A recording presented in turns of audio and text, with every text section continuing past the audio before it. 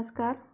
कल के वीडियो में हमने पढ़ा था कि राजा सुदर्शन ने विद्वानों की एक सभा बुलाई और कहा कि हे विद्वानों, मेरा वचन सुनो कि आप में से ऐसा कोई विद्वान है जो कि नित्य अनुचित मार्ग पर चलने वाले और जिन्होंने शास्त्रों का अध्ययन नहीं किया है, ऐसे मेरे पुत्रों को इस समय नीति शास्त्र का उपदेश प्रदान करके उनका पुनर्जन्म करा सके। तब सभा में मौजूद नीति शास्त्र के तत्वों के मर्मज्ञ बृहस्पति के समान विष्णु शर्मा नामक महापंडित ने कहा, हे राजन, महान कुल में उत्पन्न ये राजकुमार हैं, अतः मेरे द्वारा नीति ज्ञान ग्रहण करने योग्य हैं। इसका मतलब उन्होंने कहा कि मैं इनको नीति ज्ञान दे सकता हूँ। अब हम आगे का अध्ययन करेंगे। देखेंगे श्लोक नंबर 46। अस्मिस्तु निर्गुणं गोत्रे नापत्यम उपजायते आकारे पद्मरागाणां जन्म काचमणेः कुतः।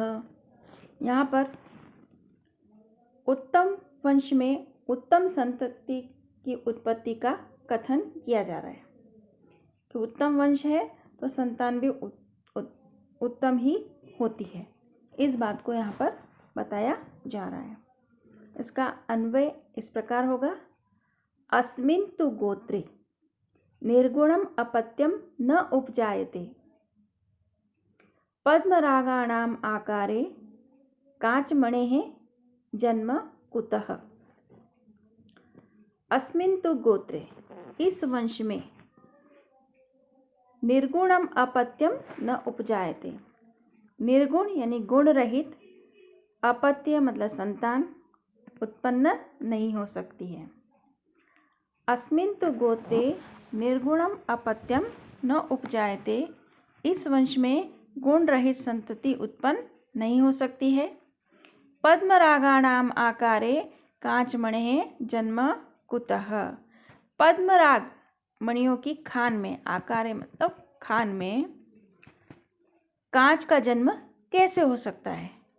कांच मणि जन्म कुतः, कांच मणि का जन्म कैसे हो सकता है, क्योंकि खान तो काय की है, पद्मराग मणि की, तो पद्मराग मणि ही निकलेगी, उसमें कांच जैसा सामान्य सा टुकड़ा कैसे निकल सकता है।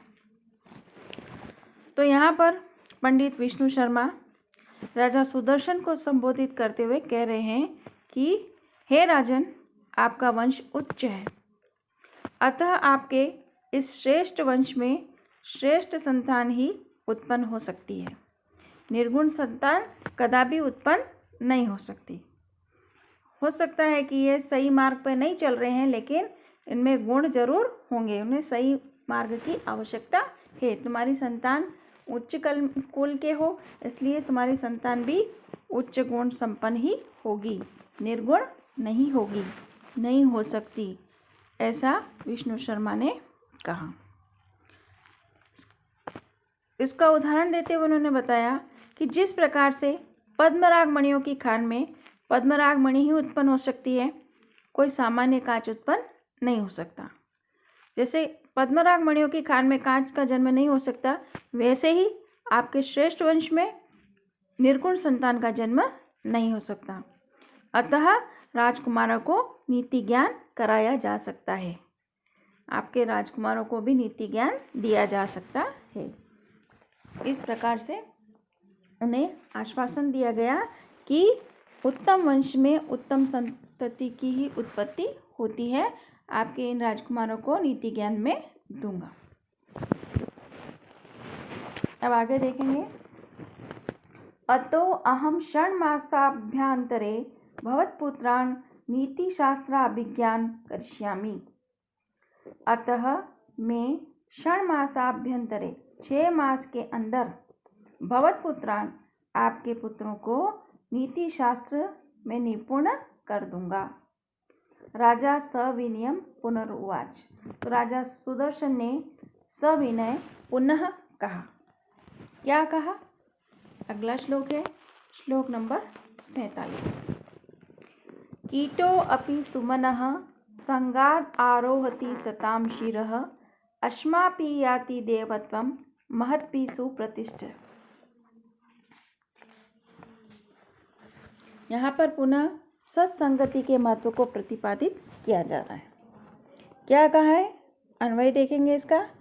कीटः अपि सुमनः संगात् सताम शिरः आरोहति अश्मा अपि महद्भिः सुप्रतिष्ठित देवत्वं याति। कीट अपि सुमनः संगात्, कीट मतलब कीड़ा, कीड़ा भी, सुमनः संगात् पुष्प के संग, फूल के संग, सताम शिर आरोहति, सताम मतलब सज्जनों के सिर पर चढ़ जाता है। कीड़ा भी पुष्पों के संग से सज्जनों के सिर पर चढ़ जाता है। अश्मा अपि महद्भिः सुप्रतिष्ठित देवत्वं याति। पत्थर भी, अश्मा अपि पत्थर भी, महद्भिः महान पुरुषों के द्वारा सुप्रतिष्ठित होकर देवत्व को प्राप्त करता है।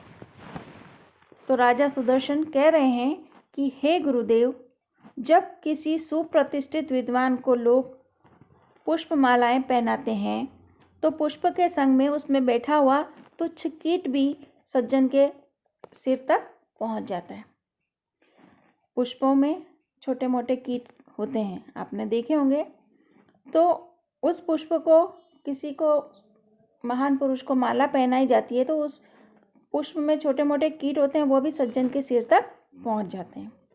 इसी प्रकार से जब विद्वत जन किसी पत्थर को वेद मंत्रों से अभिमंत्रित करके मूर्ति के रूप में स्थापित कर देते हैं तो वह भी देव भाव को प्राप्त हो जाता है। अतः सत्संगति से मनुष्य की सदैव उन्नति होती है। कीट जो थे पुष्पों की संगति करी तो उन्हें सज्जनों के सिर पर, महान लोगों के सिर पर पहुंचने का अवसर मिला। इसी प्रकार से मामूली सा पत्थर है, उसको विद्वत जनों ने मंत्रों से अभिमंत्रित कर दिया और मूर्ति का रूप दे दिया तो उसमें भी देवत्व आ गया। तो विद्वानों की संगति को ही उन्नति का कारण यहाँ पर कहा गया है। अब अगला श्लोक है श्लोक नंबर 48। यथोदय गिरेर्द्रव्यं सन्निकर्षेण दीप्यते तथा सत्सन्निधानेन हीन वर्णोऽपि दीप्यते।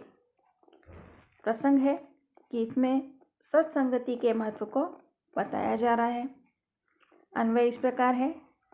यथोदय, यथा उदय गिरेः सन्निकर्षेण द्रव्यं दीप्यते तथा सत्सन्निधानेन हीन वर्णः अपि दीप्यते। यथा मतलब जैसे, उदय गिरे उदयाचल के, सन्निकर्षण यानी सामीप्य में, द्रव्यम दीप्यते कोई भी पदार्थ है, द्रव्य है, वो दीप्यते प्रकाशित होता है। यथा उदयगिरी सन्निकर्षण द्रव्यम दीप्यते, जैसे उदयाचल के समीप कोई भी पदार्थ प्रकाशित होता है। तथा सत्सन्निधानेन हीन वर्ण अपि दीप्यते, उसी प्रकार से सज्जन पुरुषों के सामीप्य से हीन वर्ण व्यक्ति भी प्रकाशित होता है।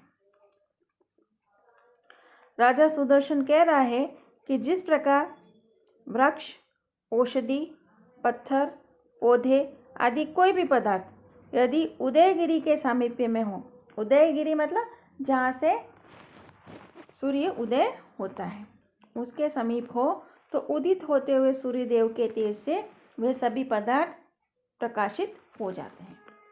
उसी प्रकार से कोई व्यक्ति अत्यंत मूर्ख है, उसको सत असत का ज्ञान नहीं है, परंतु यदि वह विद्वान सज्जनों के संपर्क में आ जाता है, महापुरुषों का उसको सामीप्य प्राप्त हो जाता है, तो वह भी आदरास्पद हो जाता है, उसको भी आदर योग्य हो जाता है, वह भी समाज में उत्कृष्ट स्थान प्राप्त कर लेता है। इसलिए हे गुरुदेव, आपके सानिध्य से अवश्य मेरे मूर्ख पुत्र भी गुणवान बन जाएंगे। राजा ने सत्संगति के महत्व को बताते हुए क्या कहा कि जैसे उदयाचल के समीप में कोई भी पदार्थ प्रकाशित होता है, उसी प्रकार सज्जन पुरुषों के सामीप्य से हीन वर्ण व्यक्ति भी प्रकाशित होता है। तो मेरे जो बच्चे हैं, ये जो राजकुमार हैं, वो भी अभी निर्गुण हैं। तो आपके सामीप्य से, आपके सानिध्य से मेरे मूर्ख पुत्र भी गुणवान बन जाएंगे। इस प्रकार से राजा ने कहा। तो यहाँ पर सत्संगति को उन्नति कारक कहा गया है। अब अगला श्लोक देखेंगे, श्लोक नंबर 49। गुणा गुणज्ञेषु गुणा भवन्ति, ते निर्गुणं प्राप्य भवन्ति दोषाः। आस्वाद्यतोयाः प्रवहन्ति नद्यः, समुद्रमासाद्य भवन्त्यपेया। इसमें सत्संगति का प्रभाव बताया है कि सत्संगति का प्रभाव क्या होता है। गुणा गुणज्ञेषु गुणा भवन्ति, गुण जो हैं गुणों में गुण होते हैं। ते निर्गुणम प्राप्य भवन्ति दोषा, परंतु वे ही अगर निर्गुण को प्राप्त हो जाते हैं तो दोष बन जाते हैं। कोई गुणी व्यक्ति है, उसमें गुण जाएंगे तो गुण बन जाएंगे, मतलब योग्य है तो उसमें गुण जाएंगे तो गुण दिखेंगे। लेकिन जो निर्गुण व्यक्ति है उसमें अगर गुण चले भी जाएंगे तो दोष बनकर ही सामने आते हैं। आस्वाद्यतोया प्रवहन्ति नद्यः, आस्वाद्य मतलब पीने योग्य, तोया जल वाली जो नदियां हैं, नद्यः प्रवहन्ति बहती हैं, नदियां पीने योग्य जल वाली होती हुई बहती हैं। समुद्रमासाद्य भवन्त्यपेया, परंतु वे समुद्र को प्राप्त करके अपेय हो जाती है। तो पुनः यहाँ पर सत्संगति के प्रभाव को प्रतिपादित करते हुए कवि कह रहे हैं कि श्रेष्ठ पुरुषों के पास जो विद्या, दया आदि गुण होते हैं तो वो गुण कहलाते हैं। मतलब गुणी व्यक्ति में स्थित गुण जो होते हैं वो सद्गुण कहलाते हैं। परंतु वे गुण यदि किसी कुपात्र या निर्गुण व्यक्ति को प्राप्त हो जाते हैं तो वो दोष हो जाते हैं। इसका दृष्टांत दिया कवि बता रहे हैं कि नदियों में जब जल बहता है तो वह आस्वादन योग्य होता है। लोग नदियों के जल को प्रेम पूर्वक पीते हैं, परंतु वही जल जब खारे समुद्र को प्राप्त कर लेता है तो पीने योग्य नहीं रहता। नदियाँ बहकर कहाँ मिलती है? समुद्र में। और समुद्र का पानी कैसा होता है? खारा। तो वो जो मीठे जल वाला होता है नदी, वो भी उसका पानी भी खारा बन जाता है। तो यहाँ पर विशेष बात है कि सुपात्र में स्थित गुण कुपात्र को प्राप्त करके दोष बन जाते हैं। तत्तेषामस्तु पुत्राणां नीतिशास्त्रोपदेशाय भवन्तः प्रमाणम् इत्युक्त्वा तस्य विष्णुशर्मणो बहुमान पुरः सरम पुत्रान् समर्पितवान्। इसलिए इन मेरे पुत्रों को नीति शास्त्र का उपदेश देने के लिए आप प्रमाणभूत हैं। ऐसा कहकर राजा ने उस विष्णु शर्मा के हाथ में अत्यधिक सम्मान सहित अपने राजकुमारों को सौंप दिया। क्या कहा कि सत्संगति का बड़ा महत्व है, आपकी संगति में आकर के मेरे पुत्र भी निश्चित ही गुणवान बन जाएंगे। और अपने पुत्रों को विष्णु शर्मा को सौंप दिया। आज इतना ही, धन्यवाद।